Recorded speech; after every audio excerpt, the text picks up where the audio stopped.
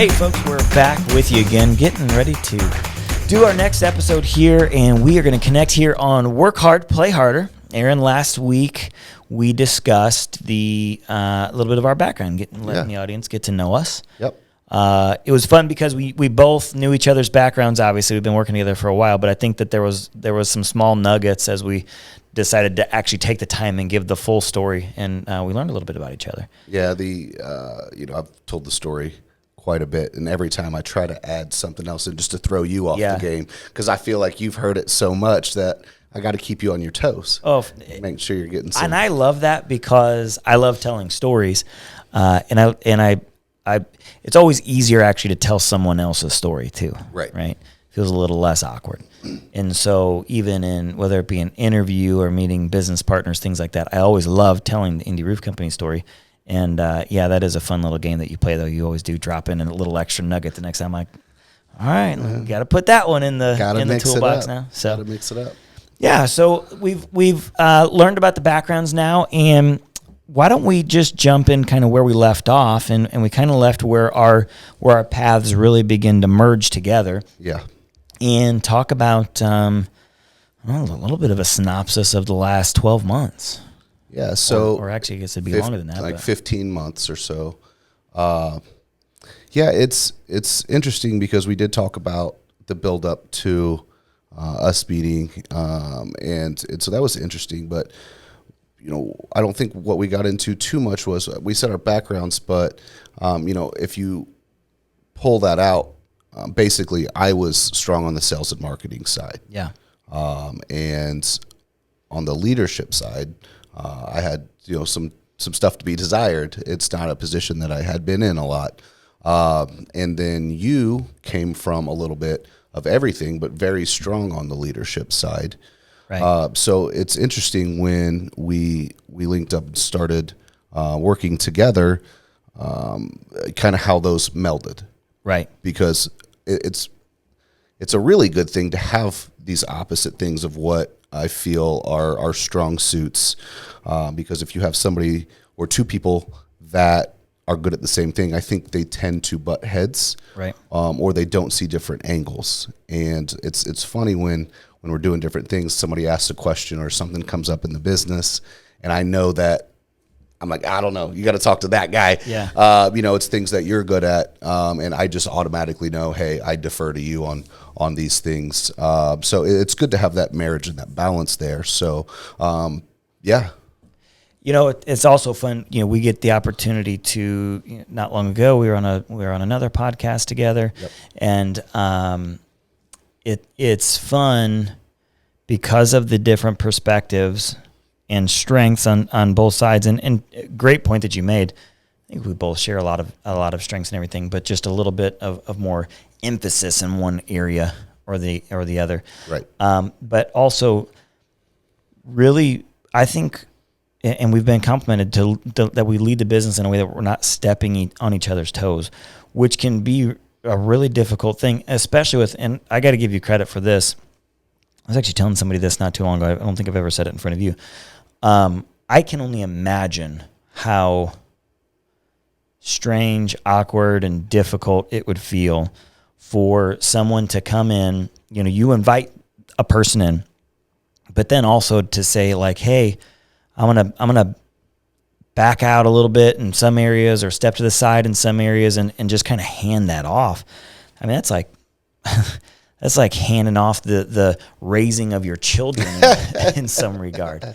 Well, if you've met my kids, it might not be too bad of an idea. But just take them for a little, just I'm a little not taking bit. Your kids. Just a little Stop bit. asking. I'm not taking your kids. No, I'm just teasing. I'm teasing. No, I think it's. It is. It's obviously something that can be very nerve-wracking, but I think what makes it easier is really trusting the person, knowing that they're a right fit for the role, and then having that confidence in them, which I did in you. So it made it a lot easier. Obviously, for the first year or so, I'm in the office and tried to be involved as much as possible, just on a learning curve as far as industry specifics go. I wanted to be there and available, but at this point, I think you've pretty much got it all down, and you're running pretty much everything, and I feel pretty comfortable with that. So I can then go and focus on some of these other things that we're starting together, and then a couple other things, that I just want to do in my personal life. Yeah, it's been a lot of fun. So before this becomes my annual performance review in front of hundreds of thousands of viewers, let's keep this conversation moving real quickly. In seriousness, though, let's talk about the last year. We've seen a lot of transformation from within the business, around the business, in a lot of aspects, all for the better. But it also doesn't mean that there has been easy steps along the way. We've been faced with some challenges. We've been faced with some, we talked about being vulnerable on this. So I'll just even say like hurt from past employees and things along those lines, and not to get too into depth on those kinds of things, but it's been a heck of a year. Yeah, absolutely. It's one of those things, and you've said it before, but there's a lot of things that I've tried over the years, and then even in this last year that we've done, that aren't always wins. Yeah. Right.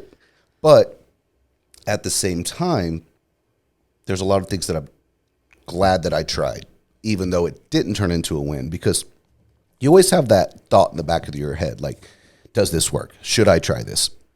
So if we ended up spending something, say, $2,500 on some sort of marketing thing, and it didn't work, now I know. Yeah. Right? It was a $2,500 investment into knowledge. Knowledge, exactly. So now, and especially on social media these days, like they are marketing you everything. You got gurus and these marketer guys and everybody. And so now when you see the ones that you've tried and it didn't work, you're like, you don't even give it a second thought. I paid $2,500 for peace of mind to ignore these ads and these different things that are going on. So most of the things that we've tried and have not been successful, I've taken as a positive learning lesson. Yeah. So, well, that's really good. When you think about the current business, Indy Roof Company, that is, incredible growth from its inception in 2018 to where we are today in 2022. Yep. Started off one guy, quickly thereafter get a second guy kind of helping you out, Mark Sopke. One ruggedly handsome guy, if I do say so which myself. Always helps. This is the part where we edit out, right? Okay. But yeah, then Mark Sopke came on. Mark jumps in. Yep. Which, as you mentioned, Mark kind of got you in the game in the first place, and then able to bring him on. But then to go from that first year of, call it $1 million, a little over $1 million, I think, right? The first full year was $1.8 million. $1.8 million. Yes. Which is really good. I think there's a lot of companies out there that would say, "Hey, I would love to have somebody getting me almost $2 million, or even two people getting me." So almost $1 million a piece. Yeah. Which is really good. You fast forward, only a couple years later, the snowball begins to be rolling downhill really, really quickly. Yeah. Couple good storms in the state certainly gives some tailwind to the business, but then you get to $10 million with a lot of. We talked last time about how nerve-wracking it was to not only worry about your own family, but now you're worrying about other people's families and things along those lines. So to talk a little bit about that, you went from $1 million to $10 million in just a couple of short years. Yeah, actually, let's talk a little bit about that. It was, it went quick, and it was like the 10 million we got to just off of raw, like drive, work, marketing. We had some luck factors that rolled in as well. As I said, I'm a marketing guy, so I really dug into social media marketing and these different things. And Corona happened, right? And roofing's been predominantly a large door knocking industry. Yeah, should shut the business down. What do you do when you can't door knock? Right. You got to get in front of people. You got to market. Well, that's the way that I was marketing. I wasn't a door knocker. And so I'm marketing. And then, so Corona happens. Nobody can knock doors. Hailstorm hits. The only way to market is what I'm already doing. So we had more leads than we could handle coming in. And we brought on a lot of sales guys. We went from, 3 or 4 sales guys to 17 by the end of 2020. And we went from 1.8 to, it was just under 10. It was like 9 point something. Yeah. All 1099. All 1099. Excuse me. And it was just done off of a lot of hard work. I mean, the guys were Daniel Ralston, which is one of the sales managers now.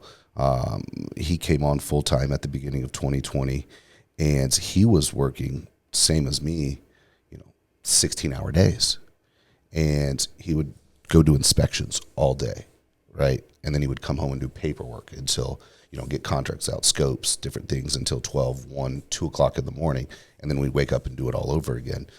We had a storm March 28th of that year, I believe, and we did not get a day off until Easter. We got a half a day off, literally 7 days a week. And Dan was one I could always depend on. Like if we had more leads than nobody else at this point, most sales organizations, you're like, I got this lead. Everybody's like, I'll take it. Right. At this point, we had so many. I was like, who can take these leads? Everybody's like, no. And finally, if nobody would take them, I'd just be like, Dan, here's 3 leads. Deal with it. Figure it out. And he'd stack them on there. But, he sold about $2 million in sales by himself that year. And that's doing everything. At that point in time, we didn't have our operations team and all the stuff that we've built out. Now so they're working the sales aspect and component. They're working the supplementing component. They're working the build, ordering the materials and supplies. They're actually on site. Collecting final checks. You didn't even really have a software system at that point in time as far as QuickBooks and all that. Like you're running through checks, right? We did get AccuLinks, our CRM, and QuickBooks in 2020. So we were able to do that. But just a lot of it still, even if it's not sending QuickBooks out for a payment, like an invoice out, I mean, you still have to literally do all of that stuff, not just drive to pick up a check and different things. So there was a lot that went into it. So shout out to Dan on that particular avenue, because he really busted his hump that first year and situated himself, learned. It was a learning curve. I mean, it was an all new industry for him as well. And he's done really well at it. And then we had, Paul Sopke and Mark and everybody come on, and, we all did the same things. It was just work. And I was doing the same thing. I was selling at the time as well. And I was also doing the marketing and, payroll and, all of these different things. So it was the true definition of a CEO, and not the chief executive officer, but the chief everything officer, right? Running everything through. Excuse me. That was a crazy time, but it was cool at the same time, because, I mean, I learned every single avenue of everything, and so when you do that and you're truly doing everything that there is to do in the company, it's better later on down the road. Yeah. You don't ever want to not know something about your own company, because if you don't know something about it, somebody will find a way to take advantage of that. That's what I was taught by friends early on. If you just say, hey, you figure this out and you deal with it, there's going to be a way, not necessarily everybody, but it can happen. Yeah. That leaves you open for people taking advantage of situations. Sure. So we did that in 2020, and got to that right at that 8-figure mark. And then 21, when I partnered with you, is just a time that I knew we have to do some serious overhauling of procedures and processes. Was there any one thing that like, what was the catalyst where you made that decision and hey, we're going to need to bring in some help? And I just want to also say I love asking the questions. I love hearing the story. It's also a little bit awkward just because it's a little bit about me. Yeah. So I made a terrible decision to partner with. No, I'm just kidding. That actually makes me feel better. Yeah. No, it was one of those things. We had a couple things happen with employees. The current manager had done a really good job to help us to that point. But there are some times where you just outgrow people. And I feel like we were to the point where we need somebody with a little more experience on some of these things. We'd had some issues with employees, paperwork, different things being processed along that line. And then there was just systems and processes that needed to be better. We had a few things where materials had been delivered to the wrong houses. This is a really bad one. Fortunately, it's a bad one that turned out to be really good for everybody. I know exactly what you're going to talk about. Yeah, it worked out really well, but my gosh. Let's share the story. We ripped off the roof of the wrong house. And this is not funny. I don't mean to laugh. It's fine. We can laugh now. Yeah, we can laugh now. At the time, I about had a coronary. But seriously, the crew shows up, wrong address. Well, hold on. Here's the thing. We copied the address off of the insurance scope, right? Okay. And I put that on the contract. The homeowner signed that contract with that address. That's what was listed on the insurance company's paperwork and on our contract. So that was sent and used in our CRM and sent to the crew. Well, that was sent out to the crew. They rip off the house. I get a call from the homeowner. They go, "Hey, you're ripping off the wrong roof." And I was like, "Do what?" And so I start looking into it. Long story short, that person owned both of those houses. So the insurance company used the address for the wrong house, not the one that they were doing. And so technically, like, all of the information was wrong, and we were contracted to rip the roof off of that particular house. But we still owned up to it because I knew the insurance company wasn't going to take responsibility, sure. And I don't think it was the homeowner's fault. So I could either be like, "Hey, sorry about you. This is what the paperwork says." So was it literally just the address was wrong, scope was right for house A? Yeah. But it was just address was B, and then that's what the crew got. They insured both properties and put the wrong address on there. So what I ended up doing is redoing both roofs. So they got 2 new roofs for the price of 1. That could have been really bad. But fortunately, it was the same owner. I was already dealing with them. They knew who I was. Right. And they got 2 new roofs out of the deal. So it worked out really well for them. But it was those type of things, like if we would have had the systems and processes in place that we have now, that would have never happened. Mm-hmm. Right. So there are little things like that just continue to happen. I'm like, hey, we really need an overhaul. I traveled around the country meeting with other roofing companies, looked at their processes, and I knew they were just way more in depth than what we had. We were kind of just depending on everybody to do their job appropriately, which is great.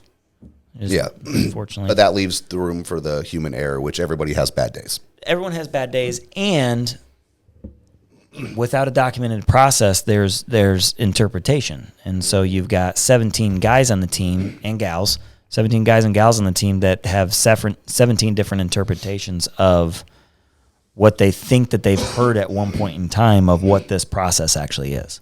So it's funny. I always tell the story. I don't know if you know it or not, but one of the first things that Adam did when he came in to set up SOPs has everybody write an SOP for their particular job, right? And in order to get them ready to do that, he had them write an SOP. What's an SOP? Standard operating procedure. All right. So he has them write an SOP on how to make a peanut butter and jelly sandwich, right? This is I love this because it is just so like eye-opening. Yeah. Right? I'm sure one of my favorite exercises to do. Yeah. So he literally goes out, and I don't think I'd known you a couple weeks at this point. Oh yeah, this was probably 2 weeks into the role. This was new.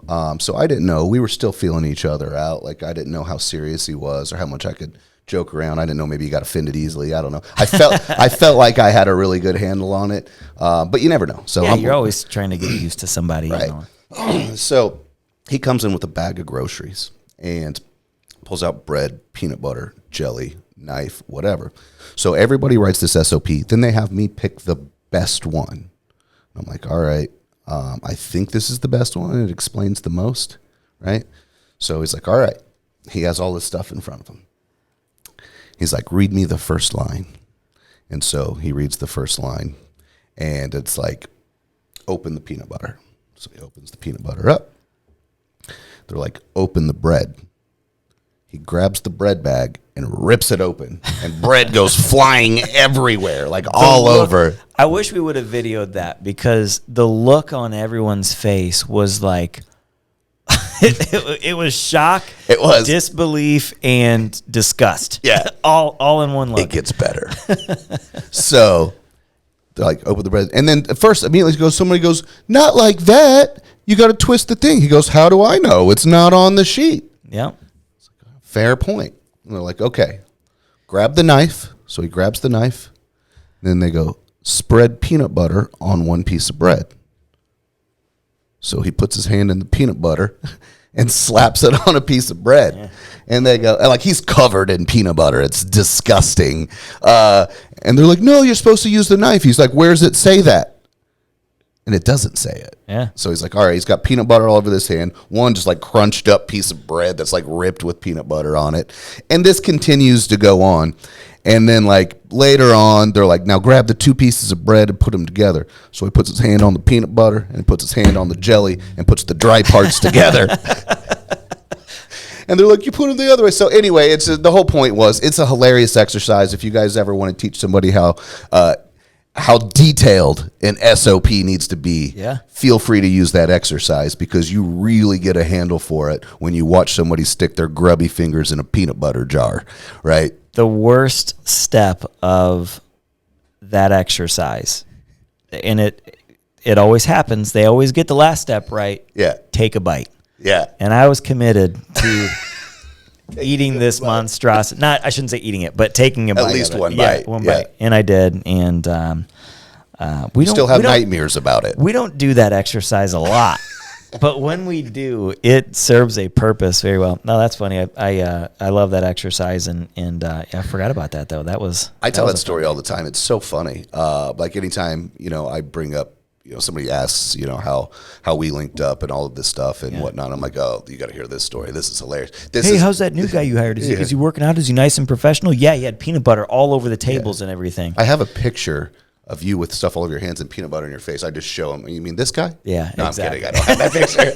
I wish I did. I was like, wait a minute. Does he actually have that picture? No. You have to be. That's a lesson learned that I have. In Durango knows this as well. That is a lesson that I have learned, is you do have to be careful with yourself anytime there's a camera and Aaron Christy around, because he's gonna grab some footage to put on his TikTok or whatever. So you got to be ready. It's hard telling what kind of. You got to be on your toes. You got to be on your toes. Hey, look, if I can get a laugh, it's worth it to me. It's all been in good fun and good humor most of the time. Yeah. So I mean, that's kind of like a story of the thought process getting in, is like really getting intricate and granular on picking apart every single process and making sure that, as you always say, you can hire the guy from Taco Bell that's never done anything to walk through every single job in the business, because it's laid out exactly like that.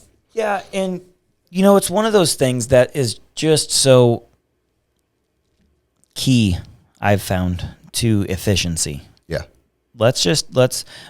One of the things I always like to do is let's make hard decisions now so we can make easy decisions later. Yep. And it is a painful process going through and documenting something, especially when you're not a subject matter expert.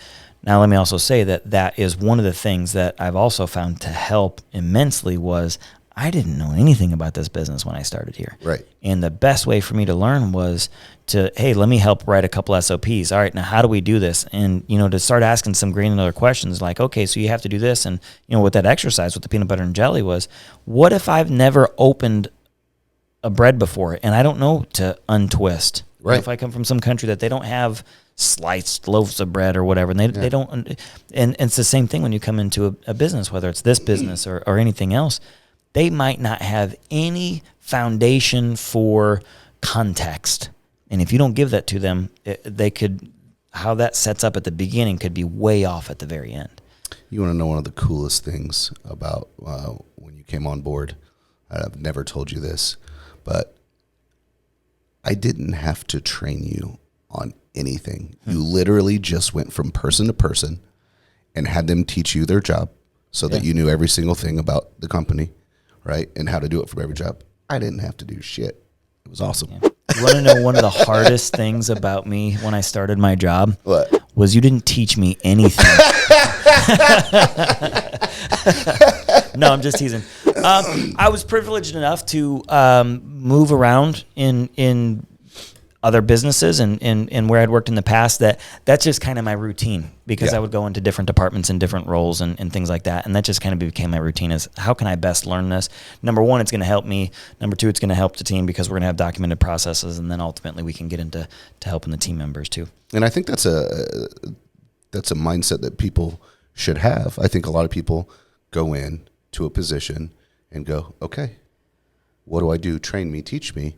And that's so tough. Yeah, and then in your brain you go, hey, show me what I'm doing. Let me learn exactly what you're doing by you doing it on a day-to-day basis, instead of just doing, hey, Phoebe, what do I do now type of deal. So I love that you have that mindset. It's a delicate balance. And I'll say, whether you're a leader, whether you're a frontline person, try to approach things with that perspective.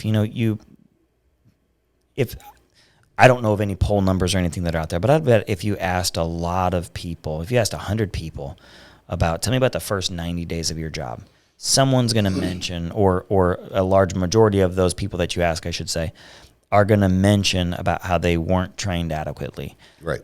And it's a shame. I think that there's certainly some things that a business can and should do to ready their new team members and their staff, and to orient them to make sure that they know and understand where things are within the business.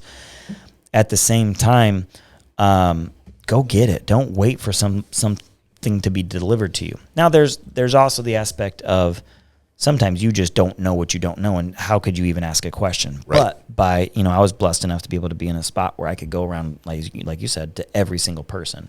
You ask questions, though. That's the big thing. If anybody ever has a conversation with you, you always dig in with questions before you answer. You ask as many questions as possible, try to gather as much information, and then ask your questions that you actually really need to know. So, I mean, that's a good thing as well, instead of just talking, and saying, hey, this is what I think, or this, it's good to have that engagement and gather information. Yeah. So, I mean, that's kind of where, to stay on track of, what we're discussing the next 15 months here, that's where it all began, with really realizing the importance of SOPs, how granular they need to be, implementing them throughout each department. And we did it spot by spot. Started with one section. I think we started with operations first, and you really nailed that down. Yeah, we kind of did an evaluation of where's the pain spot of the business. Because let's target there. You know that everything kind of needs a little bit of some tuning, some fine tuning, if you will. But let's find the worst spot first, that we can have the biggest impact. Because a lot of times when you fix the worst spot, some of the ancillary things around it are just kind of automatically get better. And so just go away.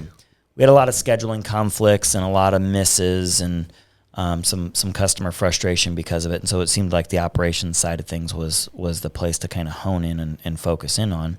And the team dug in great and responded well to new direction, and were able to accomplish a lot. I mean, when you look at our operations team now versus where it was, and it really is because of them, because that they gave trust, which I'm incredibly thankful for. But then they adopted this idea and this mentality of systems are the solution, and it's really paid off nicely. And we're not perfect, and we still get it wrong from time to time, and we're still optimizing in operations and in everywhere else within the business. But that was kind of the path that we took first. Well, I think it's one, no business is perfect. Things consistently change, and you need to adapt. So I think if you always just say, hey, I've got everything right, don't touch anything, eventually it's going to be wrong. Oh, for sure. Because things will change, things will adjust. The world is constantly evolving, and if a person or a business stays the same, they're going to get passed up. Yeah. Because you have to change to adapt. Yeah, if you're not evolving, you're dying, right? So, and it's funny, and again, we're talking about, roofing here in particular, the business that we're specifically talking about now, but there's other businesses, that we have opened or are opening, and you've came from other businesses, and I've worked in other businesses. So just because we're talking about roofing does not mean that this is necessarily just roofing. That's to be very clear. these business things are all interchangeable in pretty much any business. 100%. And I'll also say that that's one of the things that was surprising to me. So having been in one business for 16 years, leaving there was nerve-wracking, as you can imagine, because it's like, okay, I feel like I've learned a lot. I feel like I'm ready to, be doing something different, but man, is what I have enough.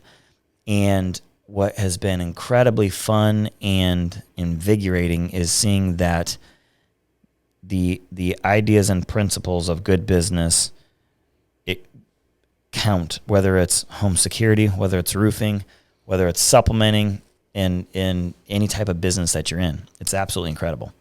Education, literally everything, every business that I've been involved in, these same core principles transfer. Right. Almost exactly, which is really cool. Same thing, I was in the family business for 16 years as well. And so to see how similar everything was, it's a different product, right, is all that it is. But if you still have the customer support and your processes in place and, the marketing and the branding and like all of that is relative. So, I mean, that's something really cool to see if you're, worried, like, hey, well, I've only done this my entire life. I'm worried about trying something different. It's probably very similar in a lot of specific ways. It's just a different product or service. Yeah, and you talk about change. I had the opportunity to be on a podcast several months ago, and they were specifically asking about change. They had heard of some of the transformation and things that we've encountered here and have worked through. I would encourage everyone to be comfortable with being uncomfortable. For sure. And, if you are thinking about, there's a lot of still open job opportunities out in the market across the country. And there's some people that feel, you always hear those radio commercials. Do you feel undervalued or, something along those lines? I think there's Are you sure that sounded like a pharmacy commercial? That's the voice that came on first. Do you wake up sleepy? Yeah, it could be.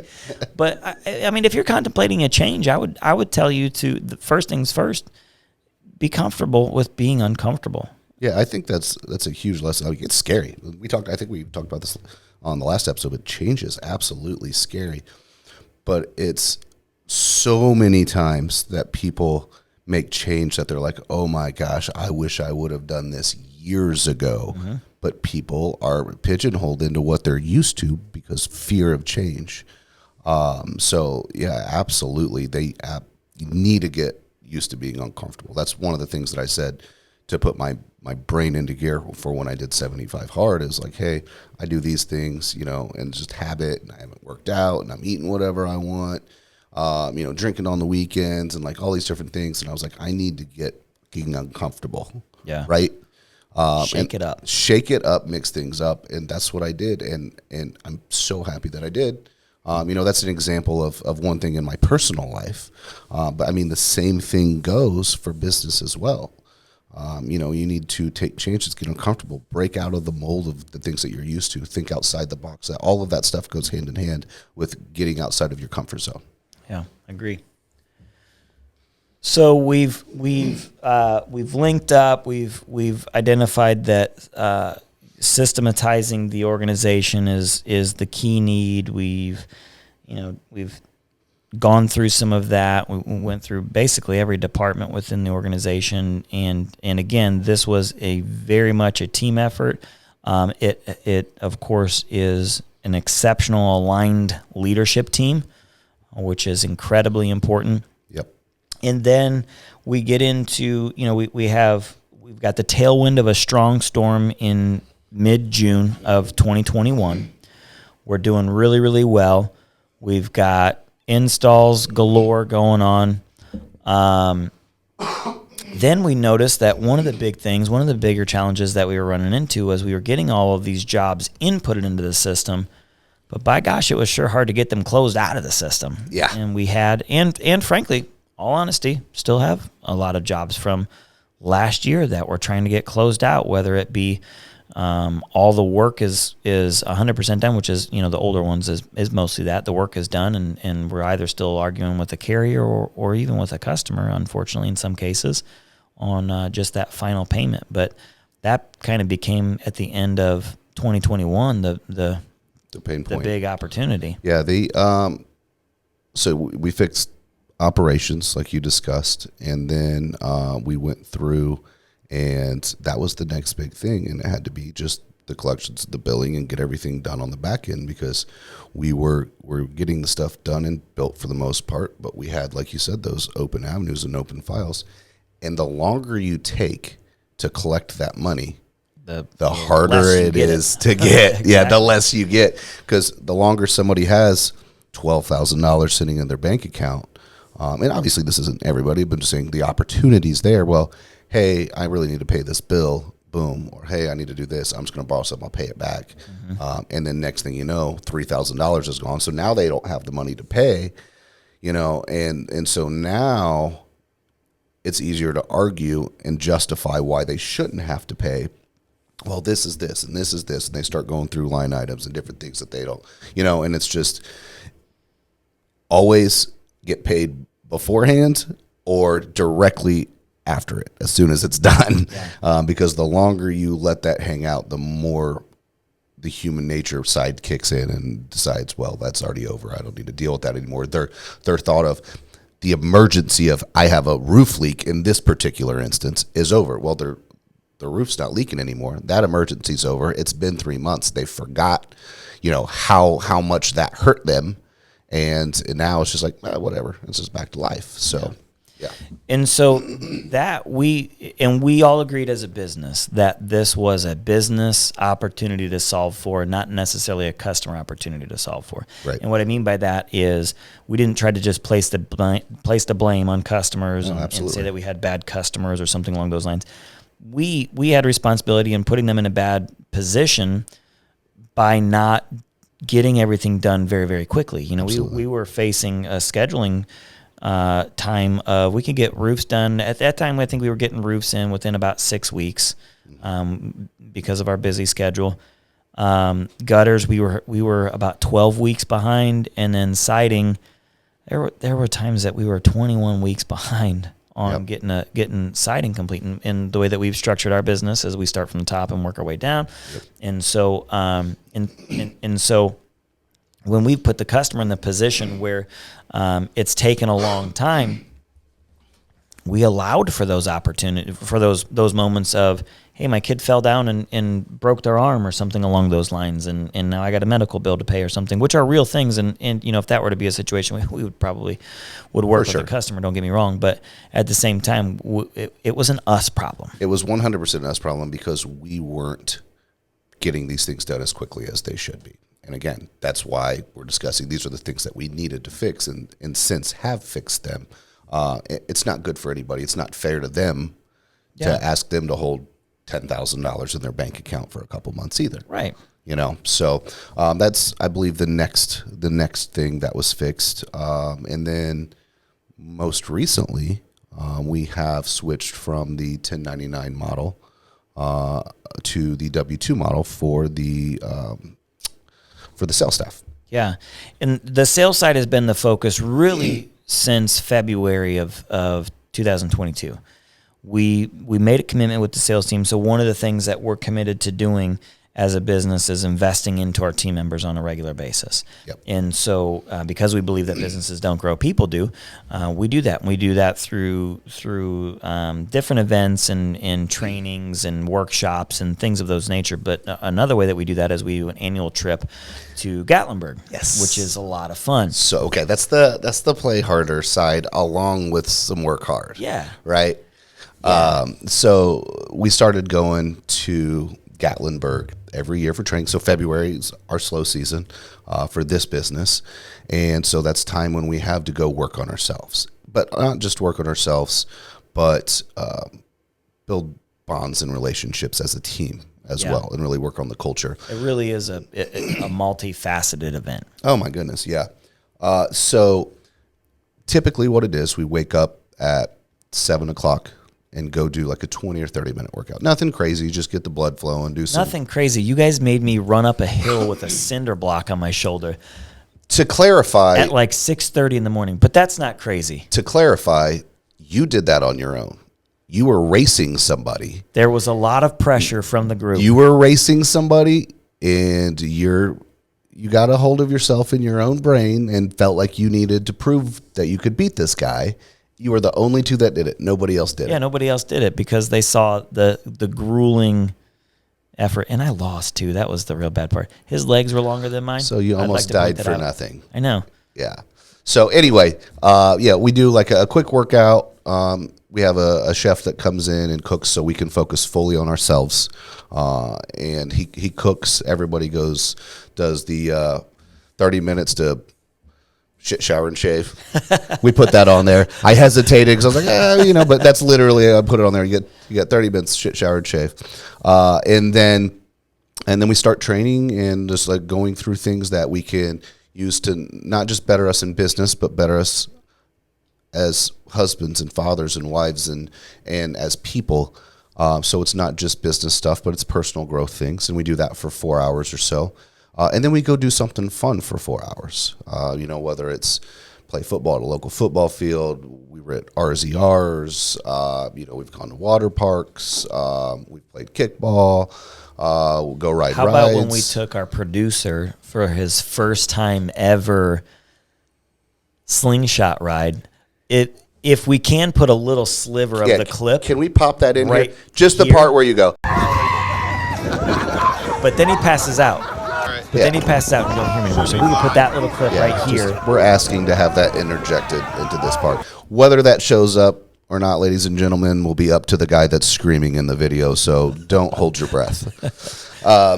So, these are the things that we do. And then we go back, we have dinner, and then we do some more training for 3 or 4 hours. So it's a really cool week where we get to do really fun stuff together. I say week, it's a 3-day event. But it just really gets everybody excited as a group, as a whole, in preparation for the next year. It is really a rallying of the troops, and actually we use that methodology. We create a rally cry every year. Yep. 2 years ago, it was. What do you have to bring up 2 years ago? I know, right? Last year it was all in. So 2 years ago, it was the theme, the rally cry for the year was commit. Commit, yep. And there you kind of tied in the weekend. This was before I started. So there you tied in the week of the Gatlinburg training around the basis of being committed. Correct. Yeah, it's it's kind of goes back to the same thing that we talked about on the last show, kind of like the burn the ships. You got to be all in type of deal if you want to be successful. We based this event off of a owner CEO group that I do through Revolt, and they started doing these things, and I went to one of these events, and I felt the power of it and what you really had to do to be successful in the industry, and I wanted the guys on the team to feel that same power, and so it's really cool because like we get shirts that match for each day, so everybody gets shirts that says, hey, commit on it, or last year it's all in. And so everybody's got different things. And then like when we played football, we had 2 colors so we could have different teams and things. But it really brings everybody closer together. And then if there's new people too. So you see the new people that come in and you really get to hang out with them here at the office and you play some games with them and spend some time with them, but nothing like spending, a 3-day in-depth trip where people are really learning, growing, having fun. That's when you really connect. Yeah, it's like a full baptism into the team. Trial by fire. Yeah, no. In some ways, for sure. There's no hazing, but there are definitely some new hire. There's definitely some new hire. Let's not say that it's hazing, but we do request that the new guys do the stinky fish challenge. Yeah, which is pretty rough. We've never turned anybody away for not doing it. Adam did not do it. He chose not to. And look at him. He's still here. I didn't, and I'm still here. Everyone else from this point, though, forward probably should do it. Yeah, Rick's already in. Or else. Rick's already said he's in. We're going to get good video of that because Rick there is has a weak stomach. This is going to be phenomenal. I believe there is a video on the Indy Roof Company TikTok page of last year's Stinky Fish Challenge. Yeah. So go check that out for sure. Yeah. So at the beginning of the year, we really kind of went, we as a leadership team went all in on the sales team being the focus for 22. We felt like that was going to be something that was required. We fixed the kind of the operations, the back end side of things. We're at the beginning of a year. Mm-hmm. We're anticipating coming into a storm year. We had a lot of turnover. I'll also talk about, and turnover for any business is not a good thing. It's an expensive thing. Mm-hmm. And especially for a small business, because you really become close with people. And so turnover is hard in a lot of ways for a small business. But we had some turnover, and so now we've got by and large, a brand new team at the beginning of 2021. Certainly a lot of familiar faces too, but it was about 50-50 of new people at the beginning of 21. And, at the beginning of 22. And, we go down to Gatlinburg. We have this great training and this great time together. Full anticipation of a storm. Everyone's all in. They're still wearing their T-shirts and all that kind of stuff to this day. March, we typically feel pretty good about there being storms in our state. They start. Your palms start itching because you can feel the dollar bills hitting. But we didn't get a storm in March. And then, but no worries, because April's coming. And April's always a good one. April's always a good one. April showers and bring May sky diamonds. Storms, sky diamonds, exactly. No storm. April, May, no storm. June's the big month that everybody I think got excited about because that's when the big storm happened in 21. Yep. So it's got to happen. So we're due. Again. We're due. Now it's been a full year since we've had a tough storm. Solid storm. I think we had the driest. We had literally the driest month on record for the state in June. That was a little rough. June. But there is July, so you can still get storms in July. You can still get July. I'm gonna go ahead and give you guys a fast forward. We still have. It is. I don't know when you're gonna be watching this episode, but right now it is September, and we have still not had a storm this year. And it's pretty much the end of storm season. Yeah. Here's the cool part. This is the very cool part and the pinnacle of success for 2022, I believe, for us. Yeah, as Adam has said, we've dedicated this entire year to the sales staff and making sure that they are successful. Because same thing as anybody else, W-2 staff, we take that personally. We want everybody to be successful. We want everybody to have every opportunity to be successful in this position. And if they're missing something, I do take that personally. So we've done this. We've created the ideal day of execution. We do our marketing. We do our branding. We get in front of as many people as possible. We make sure that our reputation is top of the line so that when they do have the opportunity to talk to somebody, they have every chance available to help that customer. Yeah. With 0 storms this year and a massive storm last year, the storm in June of last year, I don't think you said this, but just in central Indiana, it hit over 700,000 homes, right? There's still so many of those that have been untouched because there was no storm chasers really. But not enough to make sense for any storm chasers to come here. I just want to add that disclaimer. Well, on top of that, no storm chasers did come in. I'm just saying, right now, currently, don't do it. Yeah. Don't do it. So, well, they're almost out of date anyway, so you wouldn't have any luck anyway. So, anyway, the storm was massive, but no storm chasers could come in because Corona had just happened and you couldn't get supply shortage. They weren't going to cut off the locals to give somebody from out of town because then supply houses and all that, right? Yeah, then they'd lose our business, moving forward. So there was tons of damage. This year, no storms.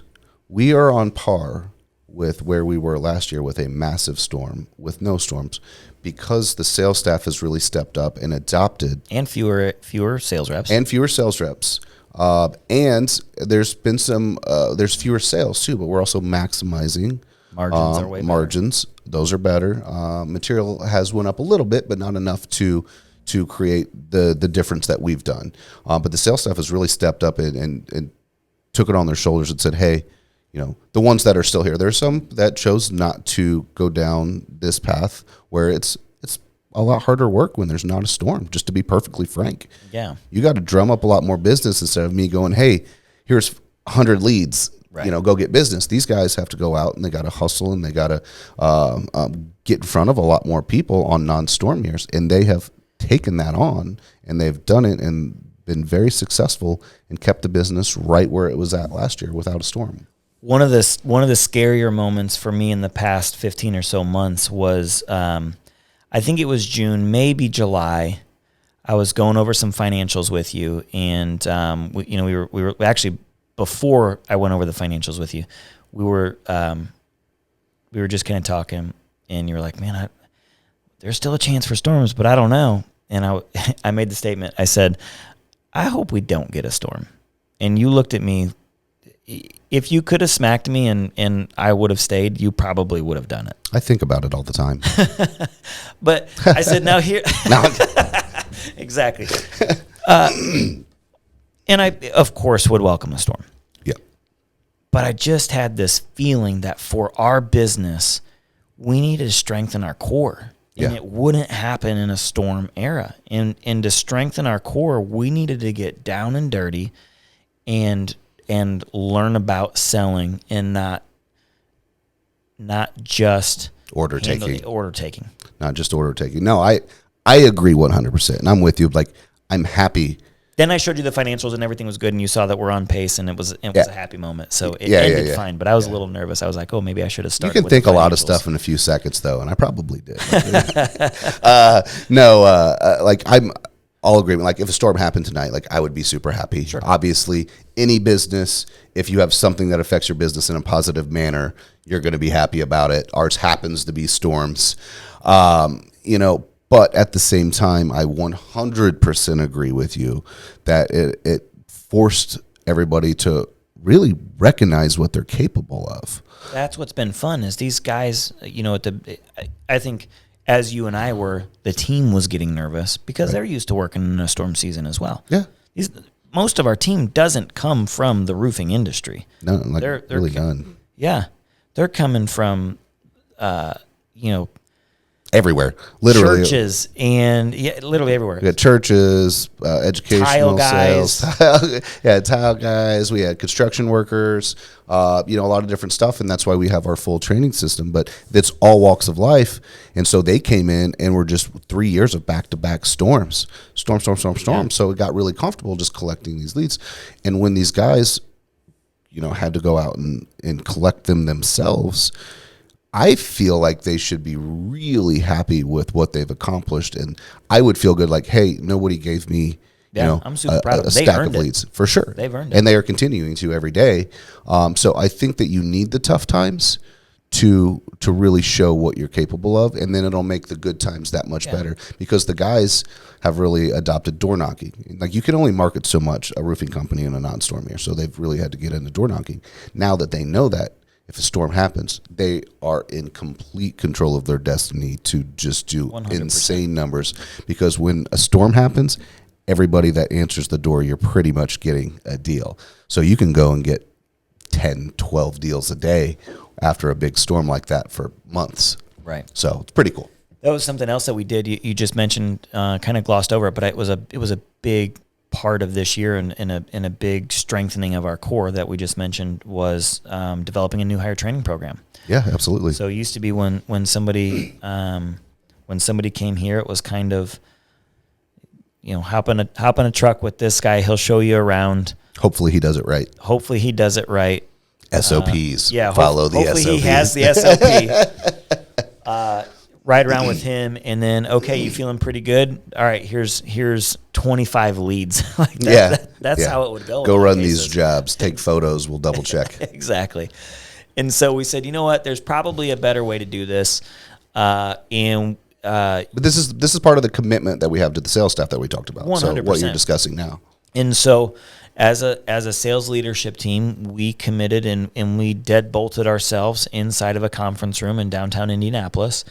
And I think it took us 9 hours that day and then several hours through more days of just getting an agenda of a training program just together. Putting the outline together. What do we have to have? And then we spent the next several months building the content needed to be able to deliver them to new hires. And then it was fluid on the first couple training classes too, to say, hey, what did you feel like was missing? What did you feel like this was here, but maybe we need to take that out and Right. transferred over to this spot, and frankly, we're still doing that. We're still optimizing the program. It's going well though. Like in comedy, when they end the show with the joke that goes back to the first one, I feel like this is kind of the thing that you're talking about. Like, we're still doing it because, like I said at the beginning of the show, you always need to be fluid. You always need to be adjusting, adapting, and so forth. So it's the same exact thing, and we're always going to continue to improve. If we don't, you're doing a disservice to your employees and your customers. Agree. So we do that. Again, no storms throughout the year. And then we said, you know what, let's double down on the team. What do we need more resources for? We've got 2 great managers. We've got a great sales team and staff underneath those managers, but how can we invest in more into them? And you and I made the decision that we needed direct leadership just for that team to just focus on sales. And so we began a bit of a search, and we really wanted to find somebody that had door knocking experience, but that also was willing to get down and dirty with the team, and then also at the same time had some good experience about building a team, leadership. But at this point in time, with the way that the year was going, with no storms, it had to be something, as you said, somebody that's willing to get down and dirty, get in the nitty gritty, and really do it with the team and lead from the front. Right. So, we ended up hiring a guy that you knew from past work, our VP of Sales, Rick Eastling, who's been a great addition to the team. We did have to double the amount of protein powder that we ordered now that Rick's here. Rick's a big guy. I can still bench more than him on most days, but I think he has. Is that on Wii? Yes. The Wii video bench press? Let me finish. Oh, okay. Let me tell my truth, okay. Aaron. Okay. Let me tell my truth. No, he's been a great addition to the team, and I think pretty well received. But again, that was another commitment from the business to be all in for the sales team to say, hey, we're going to get you guys more help to further systematize things, to handle some. Rick is not. He is not in a position of a VP of sales where it's just a sit in your office all day, every day, and you go do this, you go do that, you go do that. That's not what Rick's doing. Rick is, again, helping systematize the sales operation. Rick is going door knocking with the guys. It's here to make their lives easier and better if they accept the help. And that's one of the things too, is explaining the information properly, and when you have somebody coming in, what they're for. And I think it was very well received by not just the managers, but the entire team, that Rick was here to help them. He's not here to micromanage them. He's here to offer them his knowledge and his help to make them more successful. Right. And with the managers, free them up to actually go out and help their guys, help guide those guys more, instead of being bogged down with maybe some other, just kind of paperwork type things and files. And then also Rick's here to create those processes within the sales that can continually improve for the customers and the sales staff. Yep. Yeah, and he's been doing a good job with that. Then August came, still no storm. I'm sorry, late July came, still no storm. And we said, you know what? We've really got to make sure that everyone is in control of their destiny. And so we decided to make this switch. We had planned on doing it by the end of the year. This is a big deal. And this goes into what he's about to say, goes into what we discussed before, which is change is scary. Mm-hmm. And this is the same thing, even though it's not changing a company or a big thing in your life. This was changing a major role in our company that affected everybody. So we had to have a very open and honest conversation with the people that were 1099 subs to go to W-2 and tell them, hey, this is what we're doing. It's not just a change for how you're getting paid 1099 versus W-2, but it's the catalyst for the changes that we're going to make sure that they have the ability to be as successful as possible in this environment. 100%. Yeah, it was not a change in employment status from being a subcontractor to an employee. It was a change of, call it lifestyle, in how things operate here. We made the decision, I think it was in June, that we wanted to, by the end of the year, make sure that our sales staff was W-2 by the end of the year. And therefore, a couple of the new hire classes that we had brought in, we just hired them right in as W-2 because we said, we know we're going in that direction. Let's not even hire anyone else as 1099. So we did that. Then we announced what the comp plan was going to be to the team, and same structure, just slightly different numbers and everything to account for increased cost and things along those lines. And we said, if anyone wants to get on it, let us know. And I think we had one or two guys that were like, yeah, I would love to have insurance and things like that. And so let me join in. And then we kind of just got to the spot, like I said, July. It was on track to be one of the worst months that we've had, just to be open and raw. Yep. That we've had since we decided to start growing. Right. And it was because, again, no storms. The stuff from the previous storms had been wearing out. Their files that they had in appraisals and different things have been wearing out. And they weren't building the pipeline because they didn't have the tools needed in the ideal day of execution to follow to get those pipelines filled back up. So, I mean, that's why. It was one of those things you had to make that decision. And so we all agreed that July actually did go down as the worst sales month in company history. But I want to define that because it wasn't just from a revenue perspective. Right. Revenue was down. Sold revenue was down. Yeah. But it wasn't the smallest it had ever been. Right. We deemed it the worst because of the number of sales staff we had, coupled with the behaviors that we could measure and watch, coupled with the sales revenue.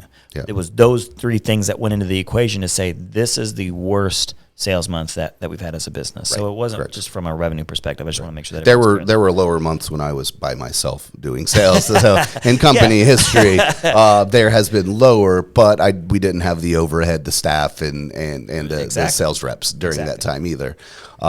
So yeah, I mean, it was one of those things where like, hey, we can let this year continue to go like this and get ourselves, in a rougher spot. Probably lose a lot of guys because if they're not being successful, why would they be here? Right.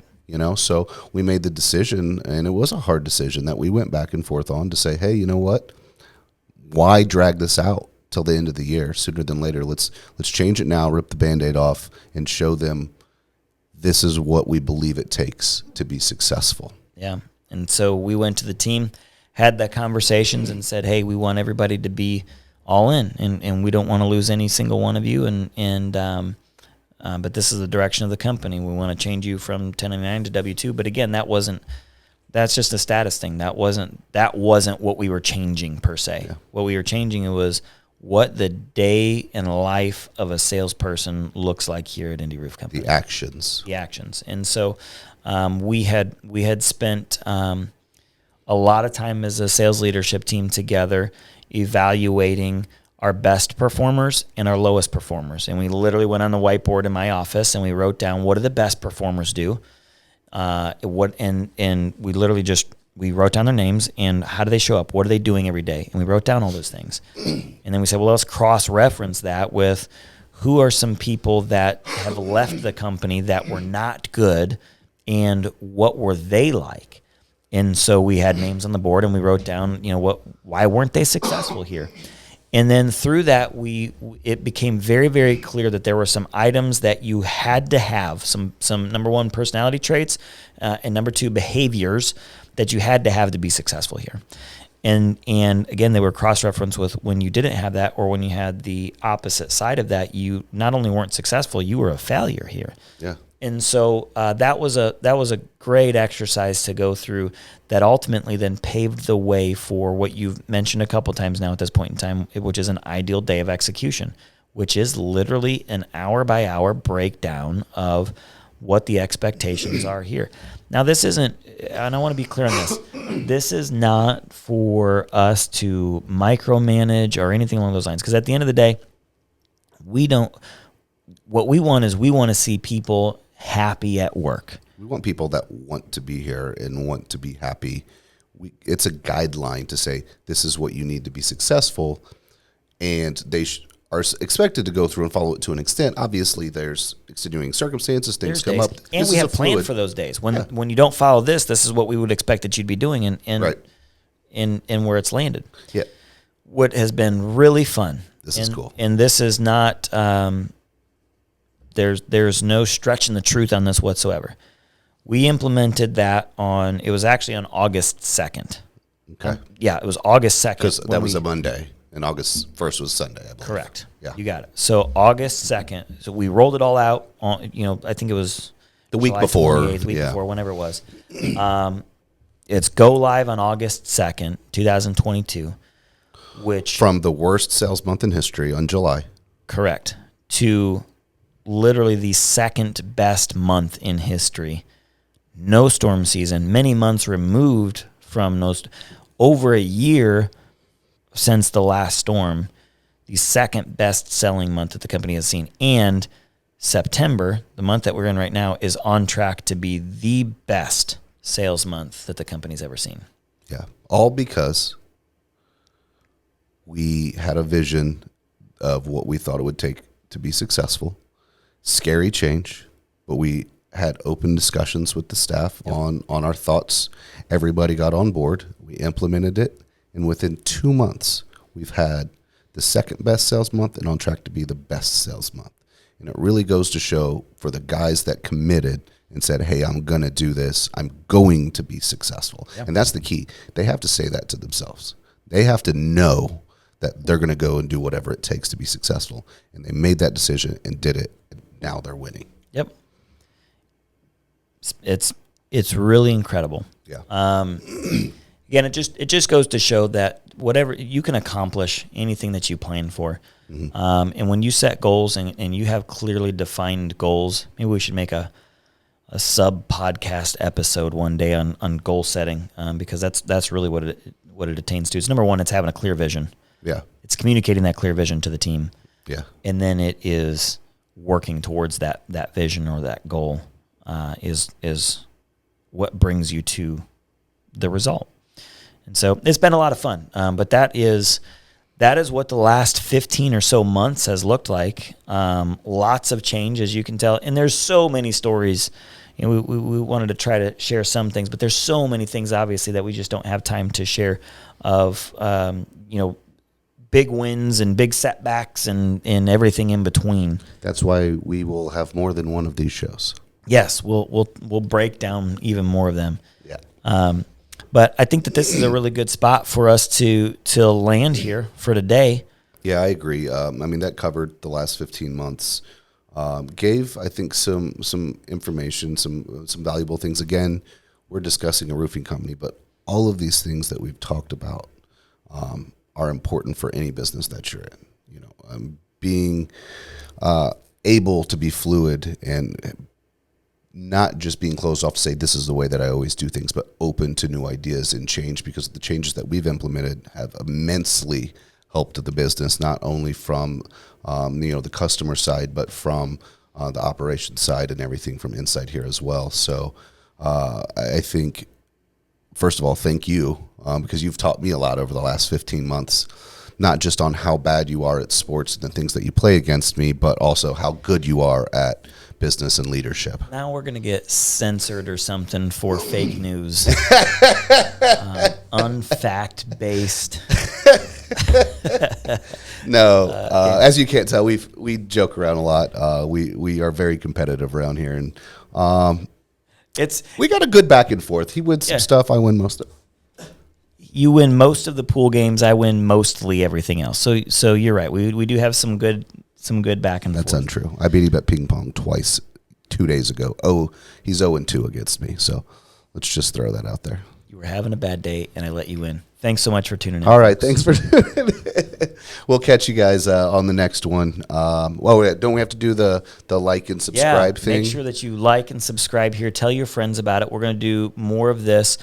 Maybe next, we pretty much focused on the work hard side of things this week. Yeah. Maybe next week we just need to focus on the play hard a little bit more. Ooh, that'd be fun. We can actually film a game of me just destroying you in ping pong or pool. I think that's a great idea. Let's do that. Let's find out. All right, we'll figure some stuff out. We will see you guys here on the next episode.